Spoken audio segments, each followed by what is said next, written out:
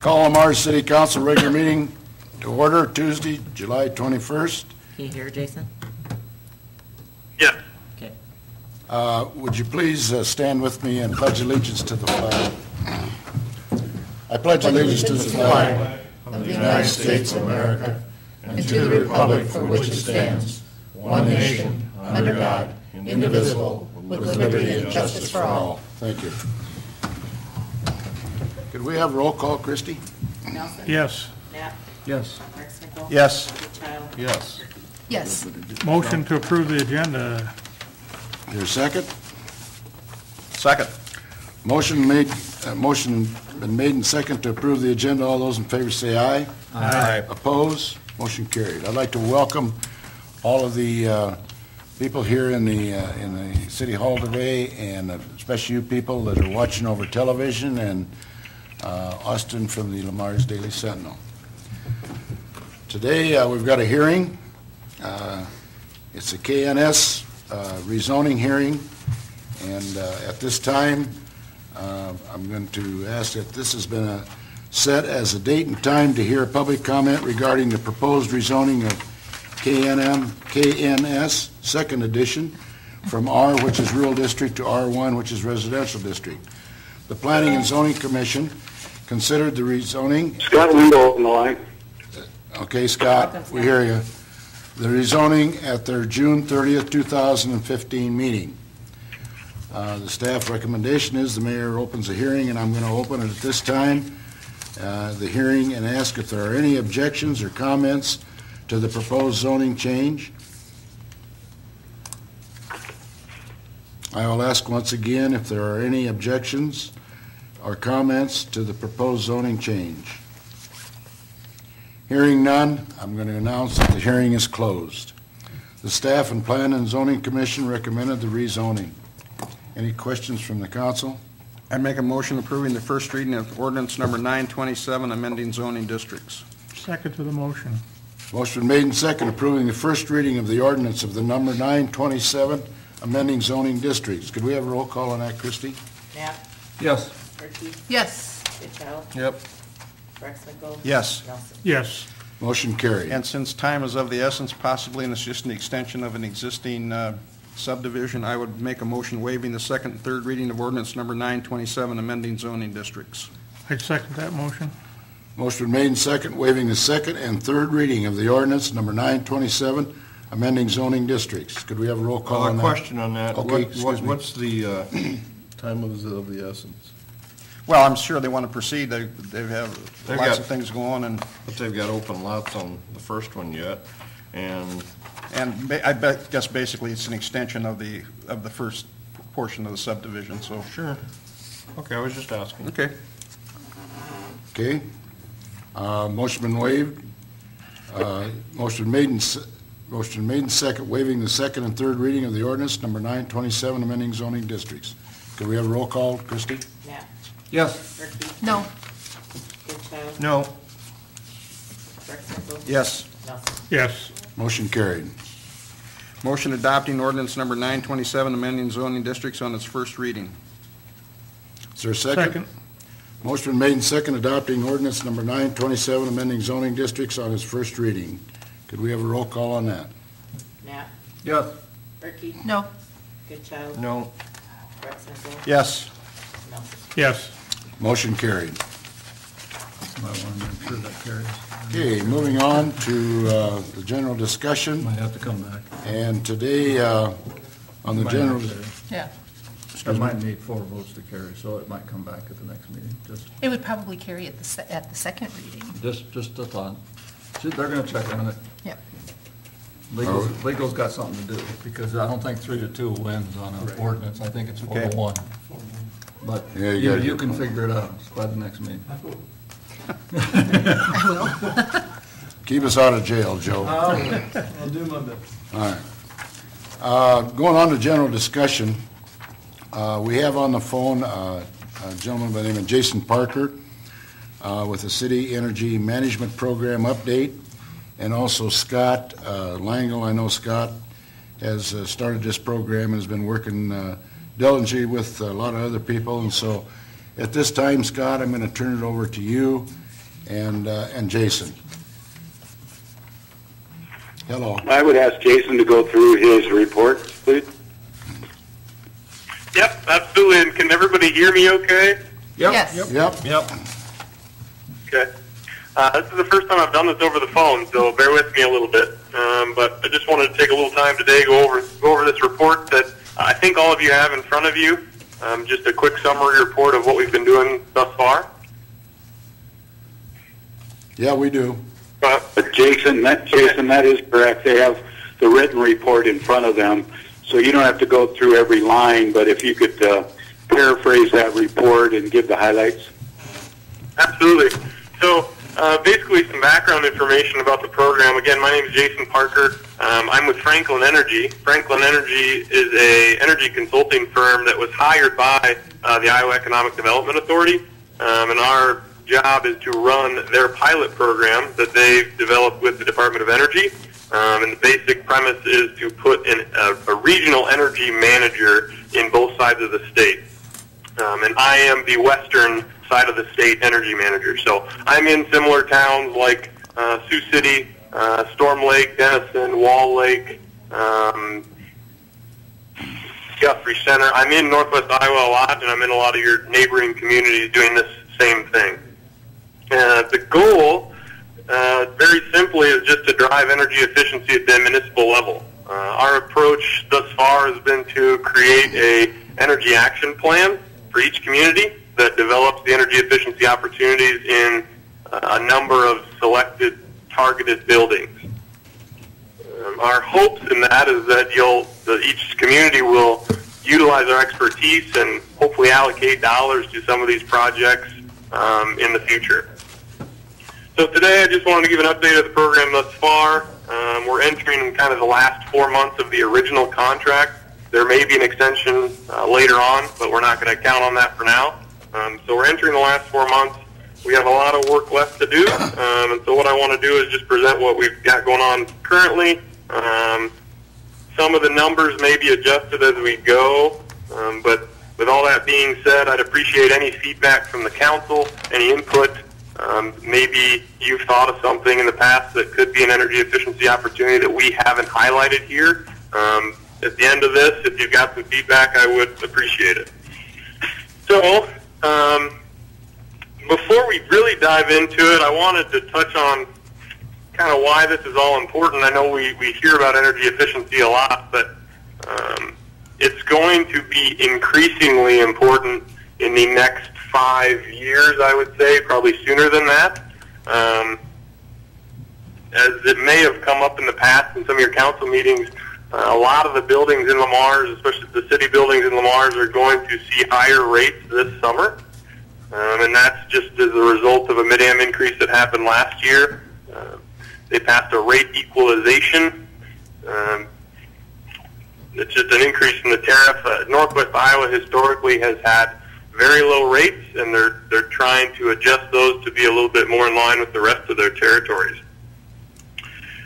So basically, the bottom line, energy efficiency is going to be an increasingly important issue across all of Iowa, and it's going to be a tool, especially with what we've created here, that you guys can use to help mitigate some of those increased bills.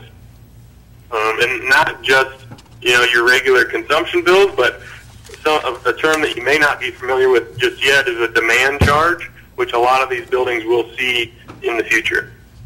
Well, they're going to see it this summer is what they're going to do. So going into the accomplishments thus far, one of the first things we did is create a city energy action team. You probably saw the resolution for that. What we've done is we've just created a team within the city that's made up of city employees, a couple council members, representation from both utilities that are involved in Lamars. And the goal there is just to bring energy efficiency as a topic to the forefront, to talk about it on a monthly basis, talk about issues, projects, abnormally high bills, anything that is related. We talk about it in those meetings, as well as developing this energy action plan that I was talking about. The next portion on there is just data gathering. What we've done a lot of is I've done a lot of walkthroughs of the buildings.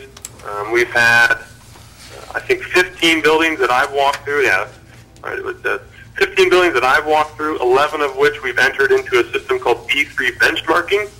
B3 is a software that you'll be able to utilize for as long as you wish.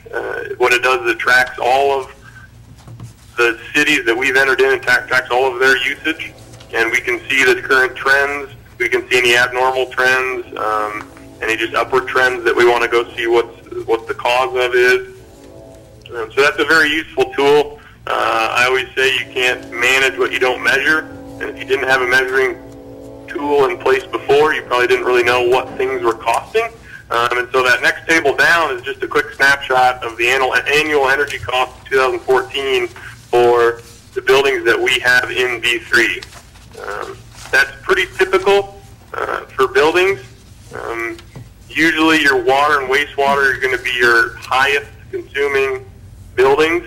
They also have a lot of opportunity there that you can help. But a lot of those other facilities are some other great opportunities, some that we'll touch on here in shortly, that there's some great opportunities there to help tackle some of those energy costs.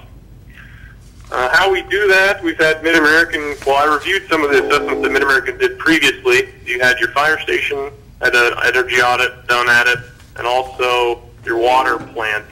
All of the facilities at the water treatment facility have been audited before. So I reviewed those and tried to update some of those numbers. And we also got an updated assessment done at the CWC YMCA and the library. So far this year, some of the projects that have already been completed, I don't know if there's any golfers on the council, but if you've noticed in the clubhouse, there's all new LED lighting in the clubhouse. That was a project that I believe, after everything's said and done, is going to have under a year payback. There was about a $3,000 upfront cost, but they're going to make that back in the first year in energy savings and rebate dollars from Mid-American. Also at the golf course, the new maintenance shed there, they brought the specs to me, and I tried to help guide some of the decisions there to go with an LED fixture. Really, any new construction, barring some weird hours or something, I would say should be an LED. So we pushed it towards there for the maintenance building, and also got the rebates back on that. The public works, same thing with public works. We reviewed those plans when that building was being constructed, and made some good energy efficiency choices there. All the office out there, I think, is LED as well as exterior lighting. And rebates were secured for that facility as well.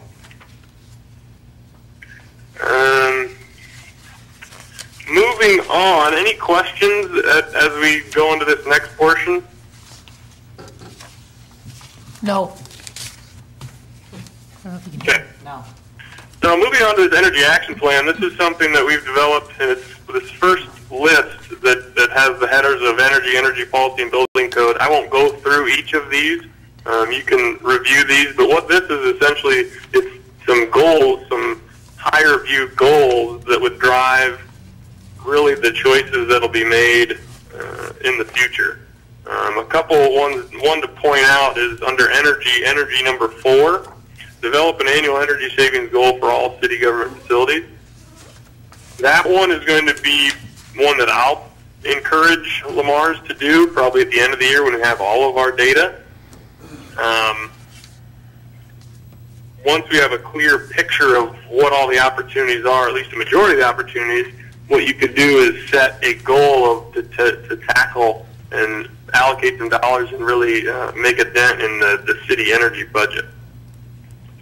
So moving on to that next portion, the bulk of this packet is the project summary. And again, I won't touch on every single one of these, but just to show you some of the opportunities that we've identified thus far, there's several for each building that we've targeted, and all have a pretty good payback. I wanted to throw in the things that even don't have a good payback, just because of that energy efficiency awareness thing. If you look at the CWC, YMCA, you've got relatively low paybacks, and then replace the AC unit has a 48-year payback. Usually, if it's not that old, AC units, furnaces, don't have that great of a payback because they come with a high cost. Mm-hmm. But sometimes that unit would go out, and you want to know what the savings would be to replace that unit. So that's why that information's in here. Not something that I'm recommending you do tomorrow, but upon failure, that unit would need to be replaced with a high efficiency unit. The one that I did want to mention that the council's already seen is the library. So the library is kind of a unique one, and some others could fall into this as well with more research, but the library was actually able to get bonus incentives from Mid-American. It's a new program, or a new aspect to their incentive program that they're implementing that, as you can see from the paybacks listed, can really make an effect on overall projects. So I know that you've seen that project, and that's been, I think we're going to go forward with that project, which is great, and you can see some of the effect that will have on the energy budget and the payback there.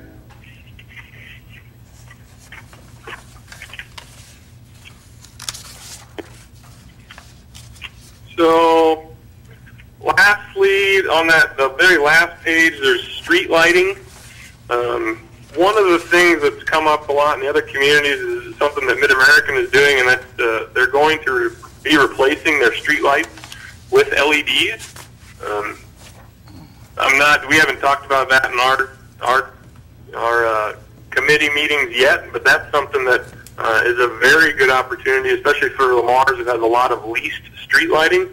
There's an opportunity to replace those either in a standard rate or a custom rate, where you pay a little bit in the custom rate, but that's something that we'll continue to look at, or unless you already have as a council. But we will look at that as an energy issue.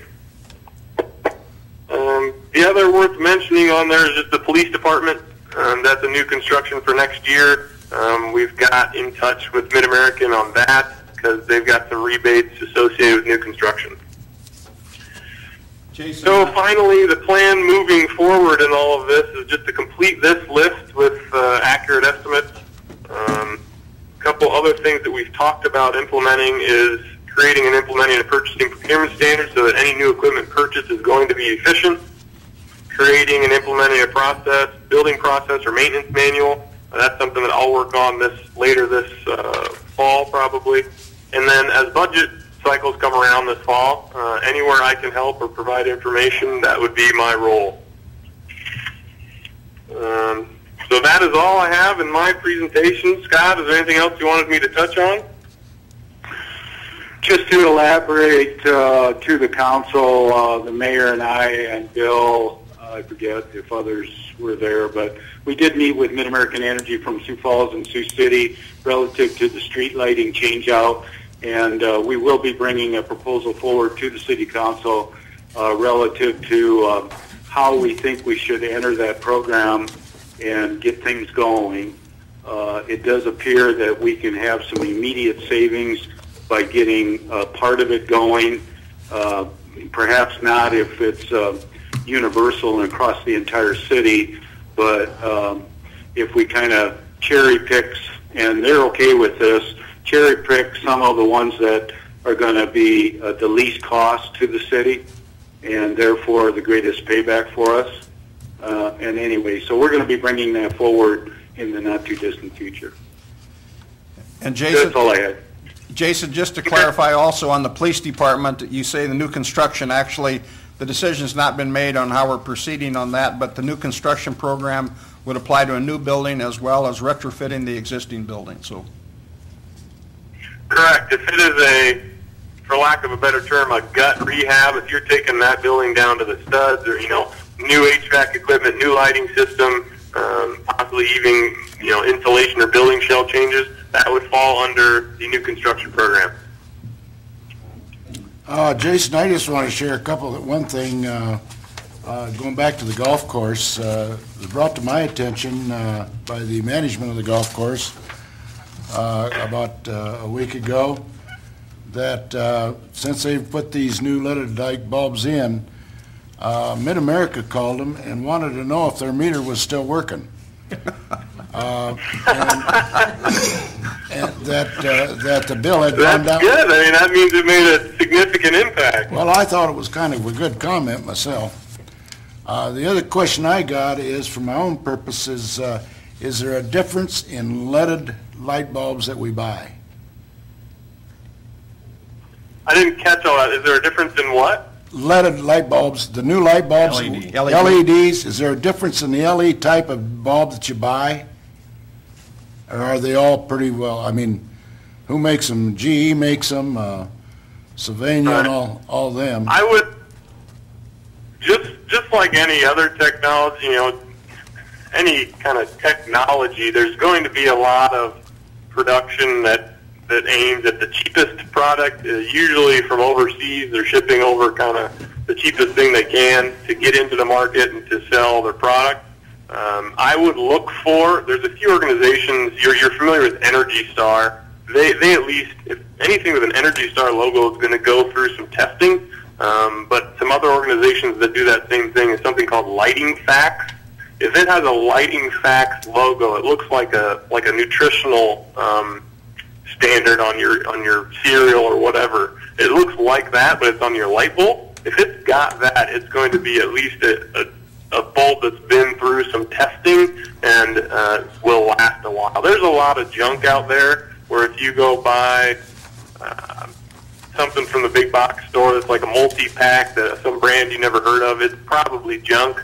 But if it's got an Energy Star logo or a Lighting Facts logo, it's something that's been tested, and you might pay a little more for it, but at least you know it's going to last. The reason I asked, I had an opportunity last night to go out and I got so excited I bought a bunch of those last night for my house. And the reason I did is because in a particular place I bought them, in a case it was 4 for $25, or you could buy single ones for $1.88 a piece. And I looked at the logo on both sides of it, along with the logo or the information on the box of General Electric, and it was the same thing. That's the reason I'm asking the question. Okay. Yeah. And one other thing. They could be the same thing, yeah. One other thing on these lighting projects, going to the LED cuts down on the amount of heat. You're getting the same amount of light, but the heat generated by the bulbs is considerably less, so you're also going to save on energy or air conditioning, which is not reflected in these savings costs. True. John's got a good point. There's that, and then there's also the lifetime of the bulb. If you're not familiar, LEDs, they say, and I've got them in my house, and it's holding true thus far, but some of the hour ratings on the lifetime of these bulbs is just spectacular. If you think about your normal 60-watt incandescent bulb, it's usually going to last you about 5,000 to 7,000 hours. That's a good one. An LED, similar equivalent bulb is going to last you anywhere from 25,000 to 50,000 hours. So the lifetime of the bulb is pretty spectacular. So there's a lot less maintenance costs, bulb replacement costs. So they really do pay for themselves in energy, maintenance, and then just replacement costs. Okay. Any other questions? Thank you very much, Jason, for your update on the project, and appreciate what you're doing for us. Yeah, absolutely. Okay. Thanks, Council. Yep. Moving along, general discussion. Is there anybody in the chamber that has any comments in regard to the city here? In our general discussion, the way we normally do it is we ask you to step up to the podium and state your name and address. The council cannot make any recommendations, but they're certainly welcome to listen. Father? I'm just here to address the action item that's coming up about the stop signs. Yep. And just I listened to the conversation last week on YouTube, and wanted to make sure that we are clear, because I guess there was some question about where's Galen on this, that Galen fully supports having a stop sign at that intersection by the school. I visited with Lori Nussbaum about that as well, and as she was commenting, and I've seen from my own witness too, I've just seen cars don't even slow down for that crosswalk as people are headed in and out of school, and the traffic just along Plymouth Avenue. I noticed there was a comment about that means we'd probably lose a couple of the parking places here. That's fine. We've got plenty of the parking with the addition of the parking in front of the church. We keep trying to encourage parents not to be parking along Plymouth Avenue where it says no parking, but they do anyway. But I think a stop sign there, as Lori Nussbaum said, the best case scenario would be a stop sign with the flashing red light, minimum at least a yellow flashing light or something. It's what we have there currently is not working. Thank you very much, Father. Matter of fact, I just received this morning an email from a situation from a concerned citizen out there the same way. So, okay. Thank you. Thank you. Is there anybody else on general discussion? If not, we'll move on to thumbs up award, John? Nothing. Clark? Nothing. Nothing. Rex? That's today. Pass, thank Okay, you. good. We'll move on to consent items. All items listed under the consent agenda will be enacted by one motion. There'll be no separate discussion on those items unless request is made prior to the time the council votes on the motion. Today we have 5 of them. First one is approval of the July 7th, 2015 regular meeting minutes. Number 2 is a list of the bills for period ending 7/17/15. Number 3 is a monthly financial statement for June 2015. Number 4 is renewal of liquor license and the beer permits for Casey's, the Truck Stop, the Bar, and Godfather's. And number 5 is a request to close the streets and parking lot, Scoop the Loop. Quick question on the bills. Yeah, Bill, page 4, page 4. under Rec Department, 441, there's still a utility showing on there for basically $1,200. Is that because it's in arrears? Yes. Okay, yes. so then And we after have to this month, that'll be actually- done? We actually have to bill, the utilities are still in our name. Okay. So we have to bill the Y to reimburse us for that. Oh, okay, so it's But this is actually for the prior month. the previous, and then after that, it will still show up on here, but then they'll be Still reimbursing reimbursed, us out right. of their management? Okay. I just wanted to check Good since that had question, Glenn. changed. Good question. Motion to approve consent items 1 through 5. Is there a second?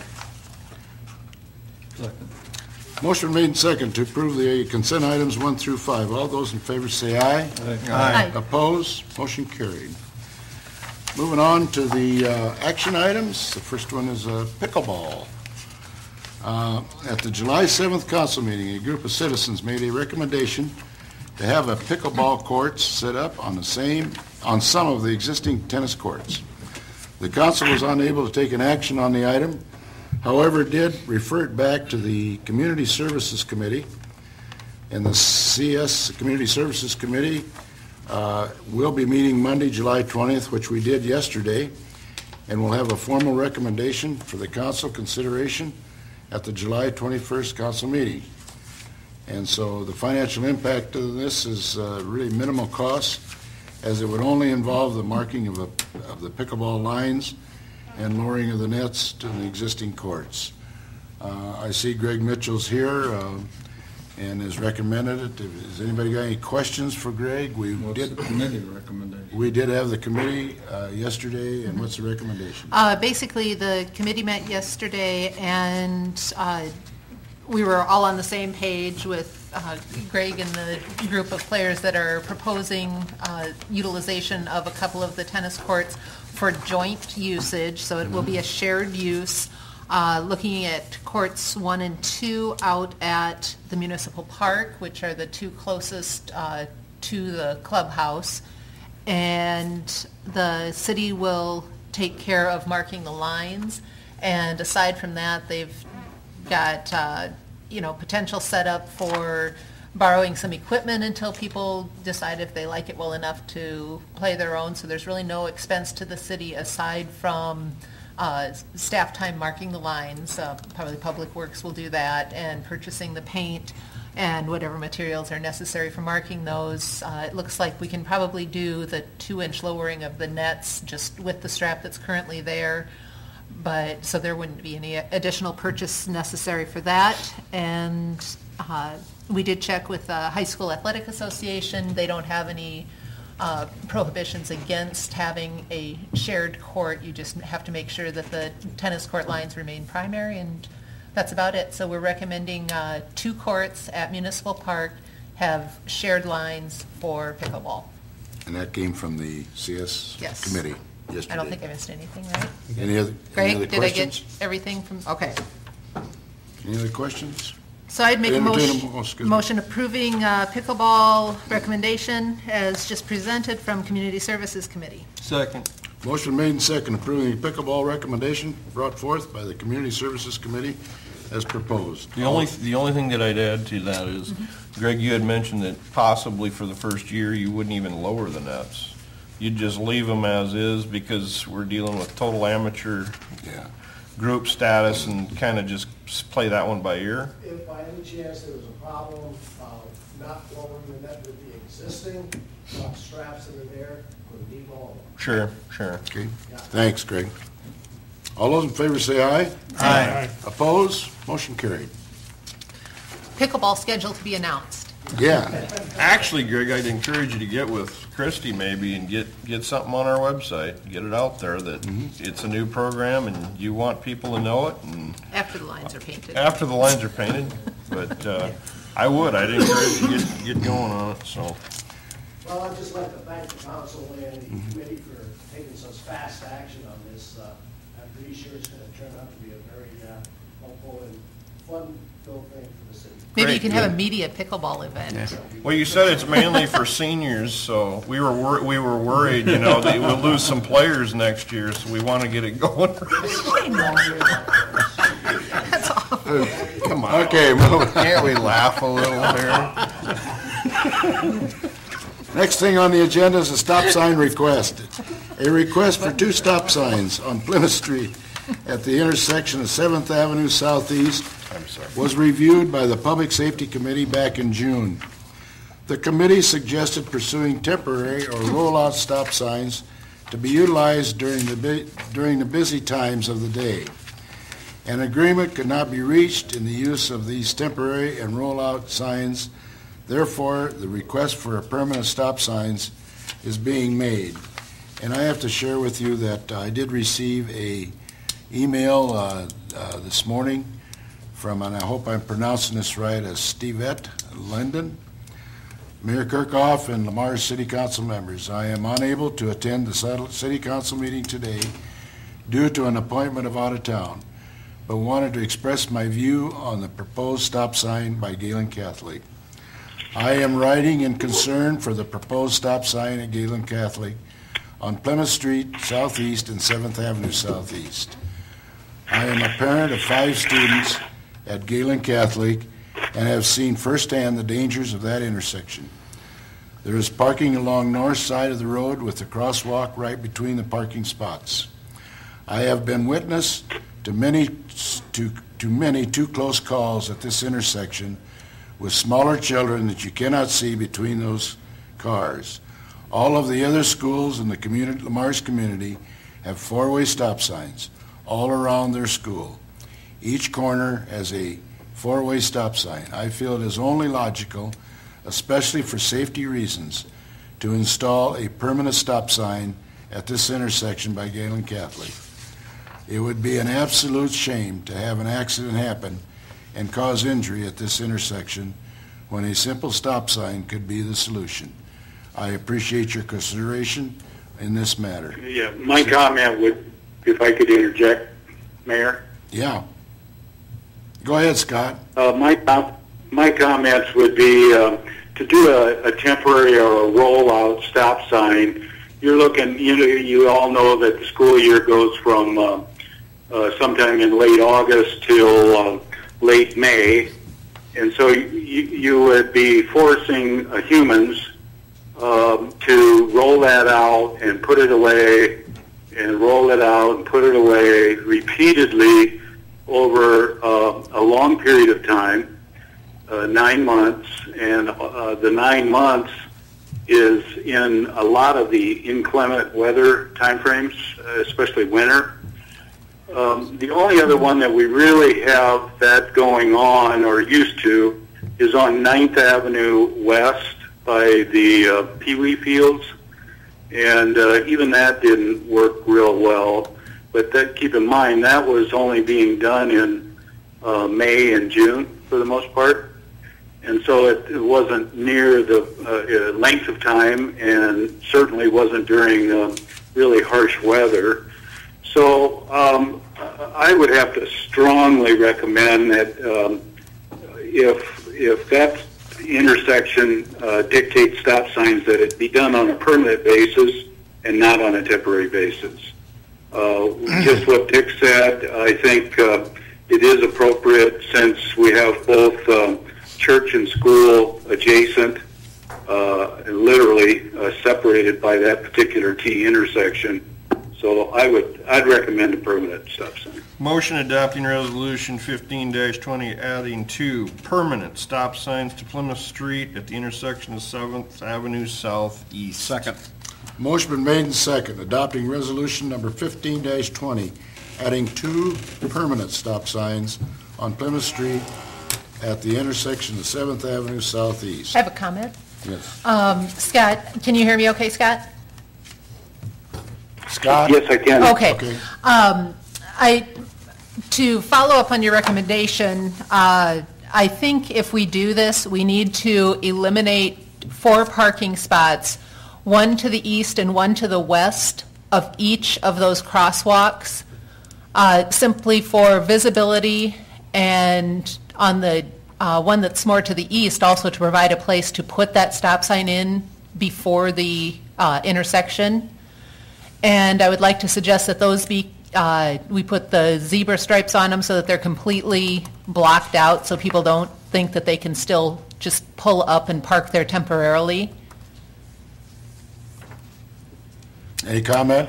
Agreed, and I think we can use as an example what has been done now for a number of years up at Plymouth and 8th, because that's a similar T intersection. Right, and then I would also like to ask the police department, especially at the start of the school year, that they notify people who pull up while they're in their cars thinking, I'm not parking, I'm just stopping, that they cannot do that there. Because if our goal is safety, we have to keep that visibility clear for at least a few feet on either side of that crosswalk. Otherwise, we've accomplished nothing by adding stop signs.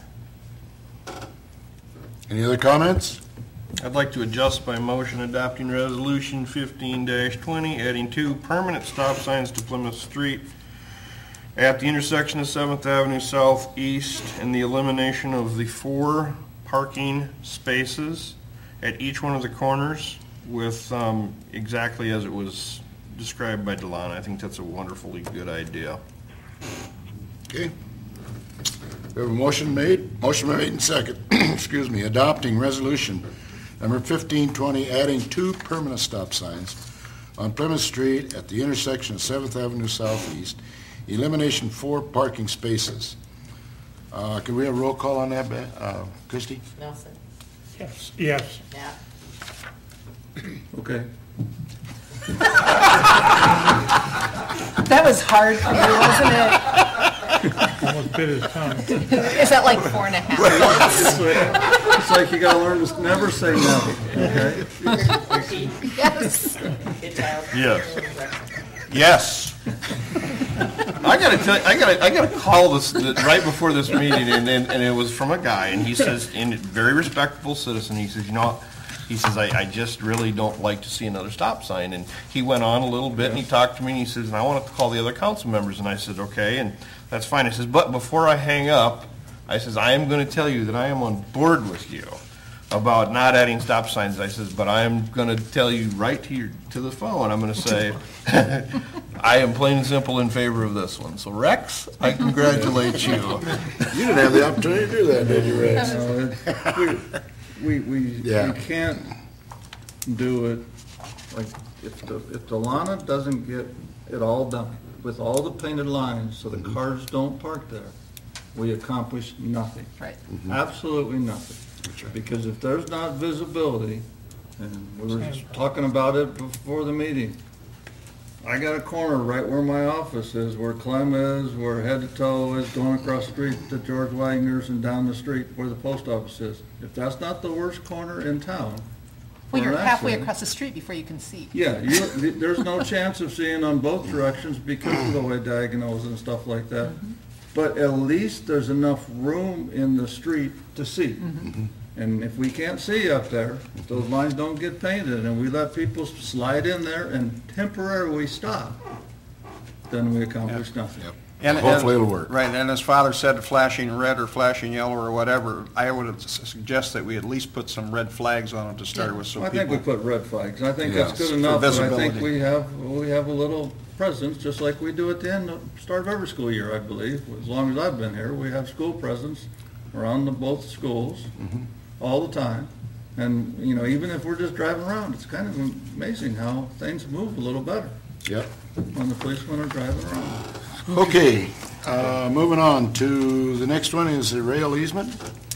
A rail easement is needed from the Lamar's Public Storage Incorporated in order to connect the ethanol transload facility on Lot 4, Lamar's Industrial Park. The third addition to the city railroad tracks is in accordance with the design standards of the Federal Rail Administration, FRA. Oversight has been provided by Robert Wingate of the Burlington Junction Railroad. LBIC will own the ethanol transload facility. The city will own the railroad siding. Burlington Junction will operate on the railroad siding under the current agreement in effect since April of 2015. Compensation for said easement will be a $300,000 loan to the Mars Public Storage at 0% interest for a term of 5 years, with monthly payments of $5,000 per month. The said load will be guaranteed to the city of Lamar's by the Lamar's Public Storage Incorporated and also a local Orange City bank.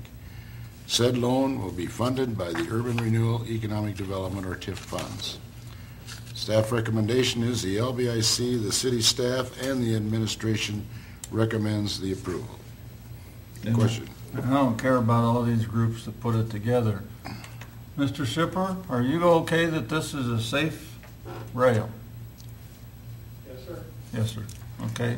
Dave? He wasn't on the microphone, but put yes, sir in Yeah. the notes. Dave, for the council meeting. just to back up, I know, he's but been involved with every meeting. That's all people are worried about. Yep. Honest to God. There's been a lot of publicity about train accidents and crude oil and ethanol and everything else, and I can tell you we're doing this to the T of the letter of the code, and we're following the book regs. That's all I wanted somebody to say, because you're the guy that's got to respond to the people in town. Yep. The rest of these people, they just come and go and design. I'm sure they designed it right. I'm not arguing with them. I'm just saying that we have issues in this country with rail accidents, and they get a lot of publicity, and we don't want to be in one of those issues. We don't want any publicity that way. Matter of fact, that was one of the big things we looked at in the new fire truck, right, Dave? Yes, absolutely. That new fire truck was safety possibility on case. Rex, that's also why I put in the agenda that the design standards are that of the Federal Rail Administration, FRA. That's the key. And that's what we agreed to with Burlington Junction when and prior to us hiring them. And with Mr. Wingate being involved, he's kind of overseeing the design of that track, each coming off of the city track, to make sure that the degree of curvature, the slope, the configuration is all in accordance with the FRA and to his liking, since he's going to be the one operating on it. And that all stems to safety and making sure that there isn't some kind of spill going on. So I feel pretty confident in what we're doing there. My final statement is Al Fagan is a somewhat local surveyor. He's the one that actually did the survey for the easement, and there is a plat of easement that he created and created the legal description that's contained in that easement agreement. So I wanted you guys to know that Al Fagan is who's responsible for the survey. And Scott, essentially, we've got all of the information that the mayor read, but essentially, it's a permanent easement at no cost once the loan is repaid. That is correct. Yeah. Any other questions? Does that answer your question, Rex? Yeah, I just wanted people to go on record so that we could have a nice article explaining how we are concerned about safety too. Absolutely. Just one quick question, and that is, where does the loan come out of, Bill? TIF. Which one? Because there's several TIFs here, so I'm curious as to. I mean, is it, I'm going back to the list from, 126, It would have to 127. be, it would have to be joint, the joint The TIF. joint. 126? It's a joint urban renewal, yeah. That's the only one that's in effect in that area. But there's not enough in there. We continually get more dollars in there. Okay. It's Okay. every September and I just March. want to make sure that we're not going to pay interest, you know, that's, Right. No. okay, that's totally fine, totally fine. It's all coming in and September, Well, one March. clarification, TIF revenue from the Lot 4 is generated for the purposes of the joint TIF, which is now 100% city. But Lamar's urban renewal up until FY17, those TIF funds can also be used within the joint urban renewal Okay. area. Right. So they, in effect, can be used for this loan if need be. All right, okay, good enough. I make a motion approving the rail easement agreement and the compensation for said easement as presented. Second to the motion. Motion made and second, approving the rail easement agreement and the compensation for the said easement as presented. Any other questions? If not, all those in favor say aye. Aye. Opposed? Motion carried. Moving on to the discussion. John, do you have anything? Nothing. Clark? Nothing. Delana? To follow up on Ken's comments, since we're kind of tag teaming on this, I was surprised that the public hearing scheduling wasn't on for 12th Street Southwest sidewalk. So just wondering if that's going to be at the next meeting, because we'll have to schedule the hearings before we can do any sort of special assessments. Anybody, who wants to address that? Scott, did you Jason? hear the Jason? question? I think Jason Oh, is okay. been Well, I on top can- of that. You know, we might be pushing it for the next council meeting, but Well, I mean, we've been dealing with it for 6 or 7 years, so we got pickleball done in one meeting. Is Jason there? Yes. And a Galen stop sign. And a Galen stop sign in 2 meetings.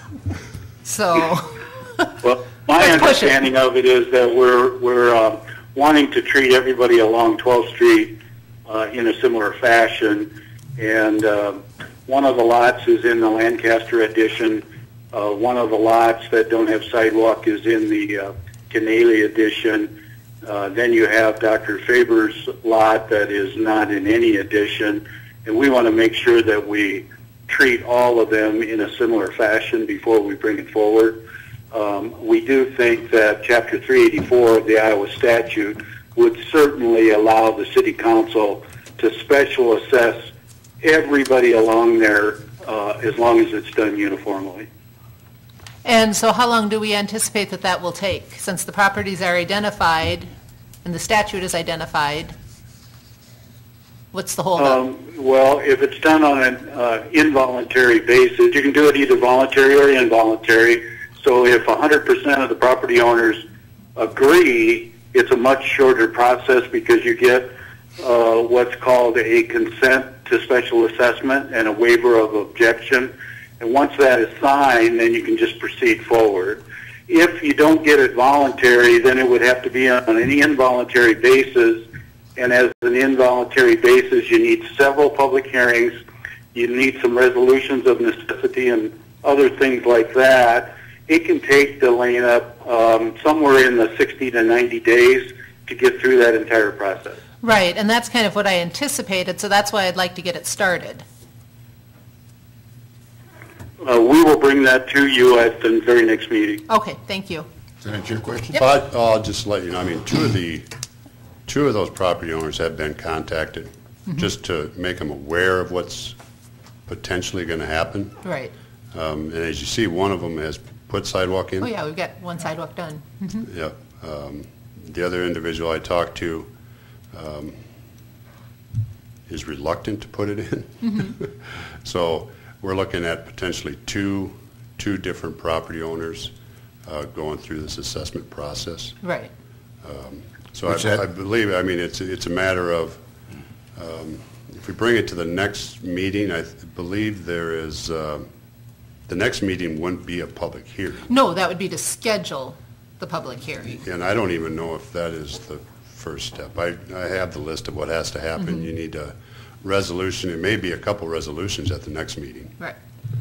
No, I don't anticipate that it will be a short process, but that's why instead of continually not having it on here and saying it's going to be a long process, let's get the process started. You just want to throw it in gear. Get it going, yeah. Okay. The other thing is, as long as she brought that up, we have a Happy Trails that we extended last year. Was it October September, 1st. October? October 1st. Yep. Has construction started there? No. Okay, because I've got a very similar situation, because if the one property owner in Canelli says, hey, I'm going to build next year, I'm in favor of saying, we'll give you a break. He brought that up. Okay, I mean, but we're going Because to hold him to the fire, too. Yeah, his comment was he would like to address the council and get the exemption also. But that can be addressed at the public hearing. Okay, okay. And we've done I mean, other exemptions with a deadline. With a deadline, Yeah. like Happy Trails is coming up, October 1st. October 1. So, okay. Okay, all right. Thanks, Jason. Scott?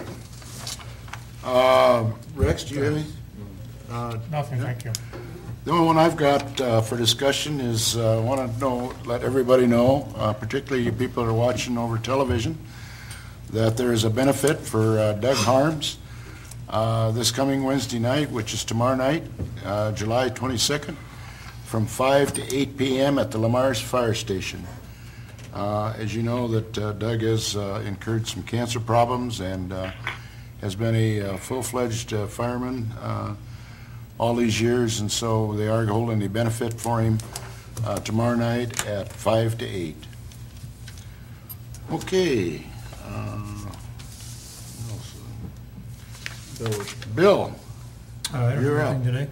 Really? Scott? Scott, how about you? Do you have anything? I got two items. FAA has kind of summarized our entitlement program for the city of Lamar's, and the current legislative authorization for the entitlement program ends on FY 15, that's federal. So on September 30 of 15, coming up here, it really does end. So the legislators at the federal level will have to extend the transportation bill and the entitlement program in order to get the last allotment in FY 16 for the most current project that we have on the docket. We are scheduled and planned to do the rehabilitation of the apron in FY 16, so we can start that on or after October 1st this year through September 30 of next year. And it's about a $700,000 project, of which we would need in the range of about $585,000 of entitlement funds. If you factor in that the legislature would appropriate the normal entitlement for Lamar's, which is $150,000 for FY 16, we would have sufficient. In fact, the number is $590,000 and some change. So I guess we're hopeful that the legislature will appropriate those funds, and if they do that for FY 16, then we will have a viable project that's fully funded under a 90-10 program with the federal government. And so I think that's kind of mostly good news and a little hopeful news in the funding source. The other thing I've done here recently is I've been interviewed by an Elizabeth Kramer. She's with the EPA, Kansas City, and she and Susan Fisher should be a name that you all recognize. Susan was up a couple of years ago in 13 when the PCE and the TCE contamination and Superfund site was investigated, tested, and dealt with. They're preparing a community involvement plan.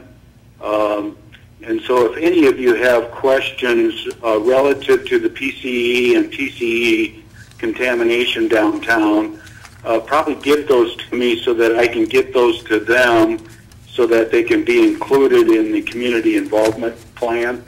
And that could be any question that you might have relative to the previous testing, the previous mitigation work that they did, and they did it on a number of properties, as I think many of you should recall.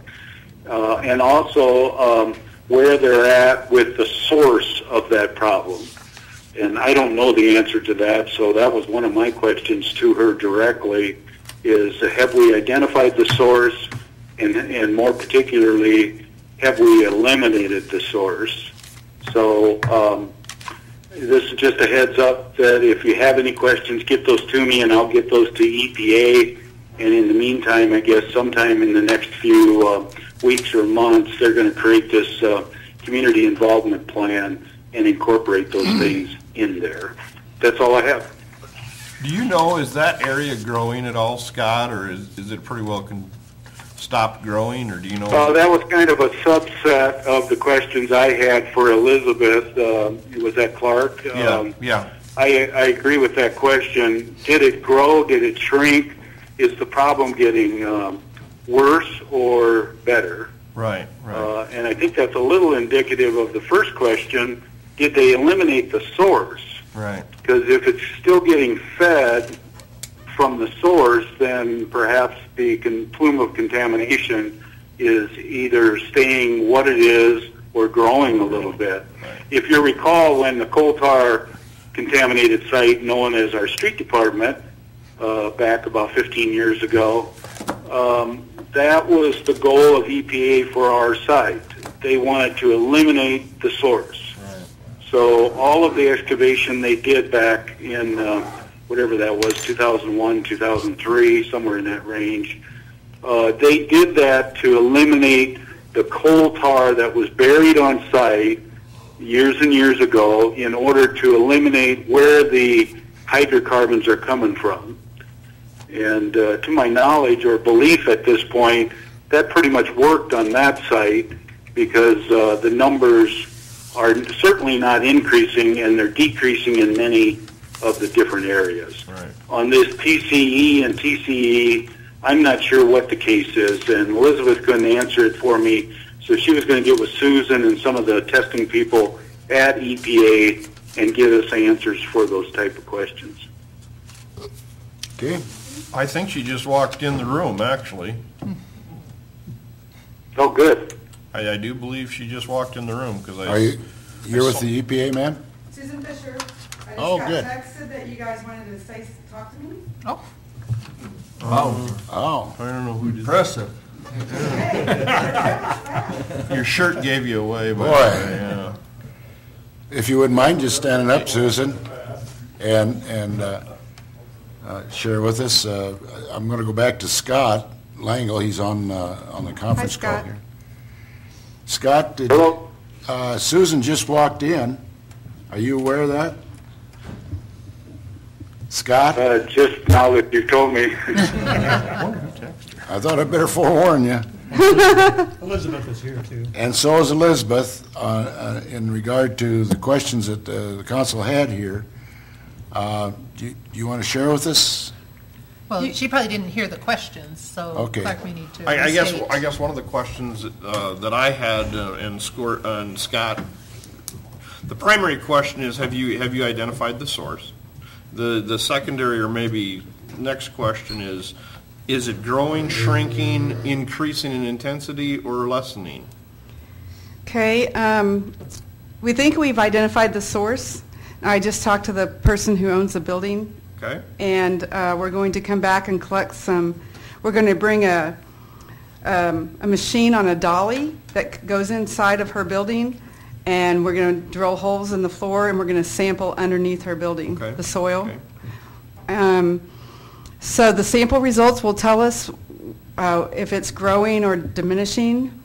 That's why we're up here. We're sampling businesses that we've put vapor mitigation systems in, and we're also sampling businesses that we've sampled in the past, and those results were pretty low. So we're seeing if it's gone up or gone down, trying to determine what's going on. And those answers come after an evaluation of your test today or this Right. week? Or okay. That's okay. correct. So I don't know when we're going to come up. We need to schedule a time to come up to collect those soil samples underneath that building. And then we'll know more if that's the actual source area or not, but that's what we believe to be the source area. Those were my questions. Scott, did that cover that? I think so, yep. So we'll know in time, right? Right. It'll take about 30 days to get the sample results back, all of the sample results. Some of the samples were taken to our mobile lab, which is in Atlantic, Iowa. I have another site, dry cleaner site in Atlantic. So I have the mobile lab up there right now collecting samples. So some of the samples are going to go to the mobile lab today, and we'll have those results back by the end of the week. But other samples have to go to the EPA lab, and that takes 30 days. Okay. Okay. Any other questions for Susan? Susan, thank you for Yeah, coming in. Boy, you talk about timing, that was perfect. I'm borrowing your building next door, the asylum, to run some, to clean out some of our air equipment. So I was just right next door. That's fine. Thank you very much. Anything else, feel free. Just don't leave it polluted. If you're cleaning it out, Yeah, that's true. No, we just rented it to Joe here, so don't But an we easy sampled- attorney. We sampled it today, so we should be good. Do you have a question, Matt? Oh, this is Elizabeth with EPA. Okay. She's here with me. I think she has Just something the she wants official to say. T-shirt. Did you have a comment? Just a comment. I'm conducting community interviews for our community involvement plan. So if any of you would like me to talk with you about your potential concerns for the site, or if you would like to answer questions on how we could best share information, I'll be available at any time. We could talk this week while we're still here, today and tomorrow, or I can have a follow-up call and interview with you to see how best to share that information with you. And I talked with Bill this morning, and I talked with Scott earlier, as he mentioned. So thank you. Thank you for your time. So you have communicated with Bill and Scott? Yes. Okay. And I gave them my contact information, so if any of you would like to talk with me about how to share information, we would really appreciate it. Okay. Thank Thank you you for very your much, time. Thank you for Elizabeth. your We time. really appreciate that. Thank you. motion other to questions? adjourn. Motion been made, is there a second? Motion made and second to adjourn. All those in favor say aye. First of all, Scott, did you cover all your points you wanted to cover? Yeah. Scott, did you have anything else before we adjourn? No, that's all I had. All right. Thank you. Motion made and second. All those in favor